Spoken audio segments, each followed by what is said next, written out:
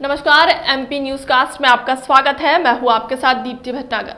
आइए शुरुआत करते हैं दिन भर की कुछ खास खबरों के साथ। कटनी में लोसपा राष्ट्रीय संरक्षक पूर्व सांसद रघु ठाकुर ने कहा, वाराणसी में मोदी तकनीकी रूप से जीत गए, लेकिन नैतिक रूप से उनकी हार हुई है। अल्प प्रवास पर कटनी पहुंचे लोकतांत्रिक समाजवादी पार्टी राष्ट्रीय संरक्षक रघु ठाकुर ने मीडिया से चर्चा में कहा कि अयोध्या प्रभु श्री राम की जन्मभूमि है और प्रभु ने भी अपनी भूमि से मोदी जी को बाहर का रास्ता दिखा दिया है। रघु ठाकुर ने कहा कि इस चुनाव में जनता ने 2 संदेश दिए हैं। पहला, सत्ता पक्ष को बहुमत न देकर एहसास कराया है कि अब अपने आचरण में सुधार लाते हुए जनता से जुड़े मुद्दों को पूरा करिए। दूसरा, विपक्ष को मजबूत कर यह संदेश दिया है कि अब आप जनता के दुख और तकलीफों को प्रमुखता से सरकार के समक्ष उठाएंगे। वाराणसी से मोदी जी की बेहद कम मतों से जीत से पता चलता है कि मोदी जी तकनीकी रूप से जीत गए, लेकिन नैतिक रूप से उनकी हार हुई है। देखिए, मैं इस चुनाव परिणामों को इस दृष्टिकोण से देखता हूँ कि रामलला ने एक गहरा संदेश देश को दिया है, जो राम की जन्मभूमि से निकला है। राम मर्यादा पुरुषोत्तम है और उन्होंने भी ये माना है कि प्रधानमंत्री जी ने अपनी मर्यादाओं को तोड़ा है, इसलिए उनने अपनी जन्मभूमि से को हराया है।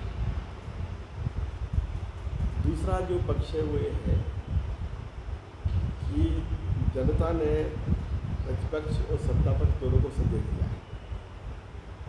सत्ता पक्ष को संदेश दिया है कि आपको अब अपने आचरण को, बातचीत को, बोलचाल को बदलना पड़ेगा, यानी बहुमत ना दे करके बैसाखियों पर टिकाना है, विकलांगता देना है। और प्रतिपक्ष को भी संदेश दिया है कि हमने आपको प्रतिपक्ष होने के काबिल बना दिया है, अब आपको सिद्ध करना है कि आप प्रतिपक्ष हो गए। तो इस चुनाव के जो संदेश है देश के, ये बहुत सगुण है, बहुत लाभप्रद है। जहाँ तक प्रधानमंत्री जी के तीसरी बार चुने जाने का प्रश्न है, तो मैं उनके चयन पर उनको बधाई देता हूँ, परंतु मुझे ऐसा लगता है कि उन्होंने अपने ही वचन को खंडित किया है। जब वो पहली बार प्रधानमंत्री बने थे तो उन्होंने खुद ये कहा था कि मैं 10 साल रहूँगा, तो हमें उम्मीद थी कि शायद इस बार वो इनकार करेंगे कि हमारे 10 साल पूरे हो गए और हम नहीं बने, परंतु उन्होंने अपने वचन को खंडित किया है।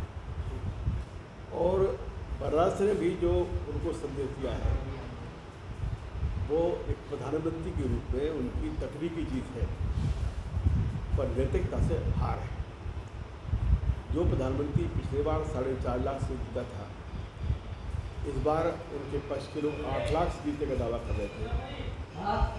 अगर वो बामुश्किल 1.5 लाख वोट से जीत पाए हैं तो उनकी नैतिक रूप से हार है।